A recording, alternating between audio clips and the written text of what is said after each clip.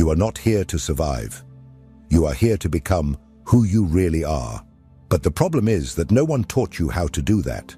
From an early age, you were shaped to fit into patterns, into expectations, into norms. You learned to adapt, to be accepted, to stay silent, to avoid conflicts, to follow rules whose authors you don't even know. And in the process, you forgot who you were. You lost your center. And it is exactly there that anxiety is born, in the space between your authentic self and the self manufactured to please. Carl Jung called the path back to oneself the journey of individuation. And don't be mistaken, this has nothing to do with selfishness or superficial self-assertion. Individuation is a deep, sometimes brutal process of reconnecting with everything you have rejected in yourself. It is the rescue of your wholeness. And it is this rescue that begins to dissolve anxiety, not as a symptom to be fought, but as an alert that has finally been heard. To individuate is to accept that there are parts of you that have been forgotten, wounded, silenced, and that they are begging to return. It is to face the shadow, to recognize the masks of the persona, to understand the archetypes that influence your most intimate decisions. It is to stop asking yourself, how should I be? And start asking yourself, who am I really? But don't think this path is easy. It is a descent, a confrontation with old fears, painful truths, unresolved choices. It is to strip away the idealized image you have built and face the fragmented being that was left behind. Anxiety in this context is not the enemy. It is the guide. It points to the areas where you are still living half-heartedly, where you are still pretending, where you are still afraid to be who you are. Jung said that healing happens when the individual becomes who they are. This means abandoning the desire to please, to control, to meet external expectations. It means making peace with your history, with your traumas, with your light and your darkness. It means integrating, not excluding. And in doing so, something profound happens. Anxiety begins to dissolve. Not because you have defeated it, but because you have finally understood what it wanted to say. It was not a problem. It was a map, a call, a push from the soul saying, wake up, come home, be whole. But the question now is how to do this in practice, how to get out of autopilot and start this journey in a real way, how to transform suffering into symbol, how to communicate with the unconscious without being swallowed by it. In the next section, we will explore the tools that Jung left for this reconnection: symbolic rituals, silence, dreams, and the power of solitude. Forgotten tools in a world that only knows how to rush, but which may be the key to your inner freedom.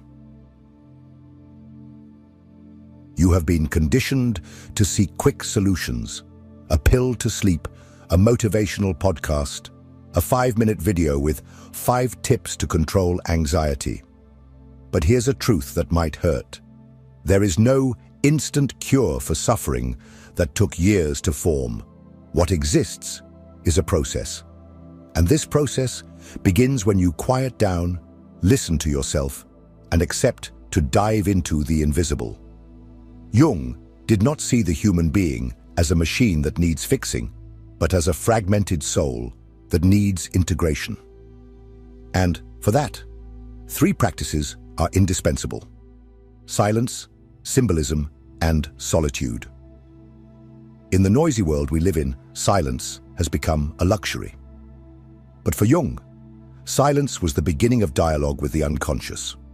While you distract yourself with external noises, notifications, obligations, others' opinions, the most important voice of all remains muffled: yours. Silence is not empty. It is a portal. It is in silence that repressed contents emerge, that symbols take shape, that dreams regain meaning. Silence is the language of the soul, and it is in this silent space that symbolism comes in. Jung asserted that the unconscious communicates through symbols, images that carry deep meanings, often incomprehensible to rational logic. Have you ever had a disturbing dream and woken up not knowing what it meant? Have you ever felt a strange connection to a song, an image, or an apparently trivial memory? These are symbols, and they do not appear by chance. They are keys.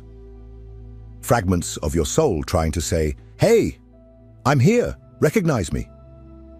Interpreting these symbols is an act of psychic alchemy. You need to learn to see what lies beneath the surface. A dream of falling may be a warning of loss of control. A constant feeling of weight on your shoulders may symbolize responsibilities that are not yours. Anxiety, in fact, is itself a symbol, a sign that there is a rupture between what you live and who you are. But none of this can be accessed without solitude. And pay attention, solitude is not isolation. Isolation is escape. Solitude is presence. It is the sacred space where you can finally stop acting and start listening. Jung saw solitude as a necessary ritual for transformation. It is in solitude that the ego loses the illusion of control and the self begins to manifest. It is in solitude that dreams are revealed, symbols are organized, and internal chaos finds meaning. Silence, symbolism, and solitude. These are the tools of the true alchemist of the soul. And if you really want to break the cycle of anxiety, you need to stop seeking answers outside and start listening to what is emerging from within. But understanding all this is still not enough. Because now comes the hardest part: to act, to integrate, to live the change. And for that, you will have to make an uncomfortable choice between continuing to pretend that everything is fine or finally taking responsibility for your own transformation. In the next and final section, we will reach the end point of this journey, the decisive moment when you look at your anxiety and understand that it was never the villain of your story. It was your teacher. And now it is up to you to decide. Will you continue to run away, or will you finally face the truth? It's time to stop deceiving yourself, to look at your anxiety not as an unfair burden, but as a brutal mirror that life has placed in front of you. Everything you have felt up to this point, the tightness in your chest, the silent anguish, the feeling of about to crumble, were not failures. They were signs, internal screams begging for reconnection, for wholeness, for truth. You have spent your life trying to fit in, trying to be enough, trying to look good. But anxiety doesn't want you to look good. It wants you to be. It didn't arise to destroy you. It emerged because something inside you was already broken and needed to be rebuilt. And that process hurts. It hurts because it requires detachment. It demands the renunciation of masks, of roles, of old versions of yourself that you carried just to survive. But you didn't come here to survive. You came to live deeply, to become what you always were, before the world shaped you with fear and conditioning. And that's exactly why Jung said, what you resist persists. What you accept transforms. Anxiety is persistent because you are still resisting. Resisting your truth, your shadow, your legitimate pain.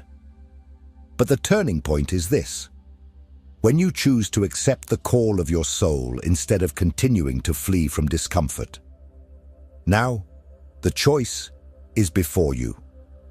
You can continue seeking distractions, fleeing from yourself, numbing yourself with temporary solutions. Or you can, for the first time, stop, breathe deeply, and begin the real process. Deep, symbolic, transformative. Not because it's easy, but because it's necessary. because your soul is already tired of living half-heartedly. If this video touched something within you, I want you to write a simple sentence in the comments. I choose to look within. It's not just a sentence, it's a commitment, a pact with yourself. And more than that, share your experience. Your voice can be the mirror that someone needs to awaken. And if you've made it this far, don't stop now. The next video is also part of this journey, and trust me, it's important. Because transformation doesn't happen in a single moment.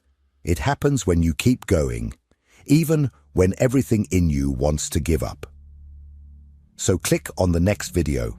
The journey is just beginning.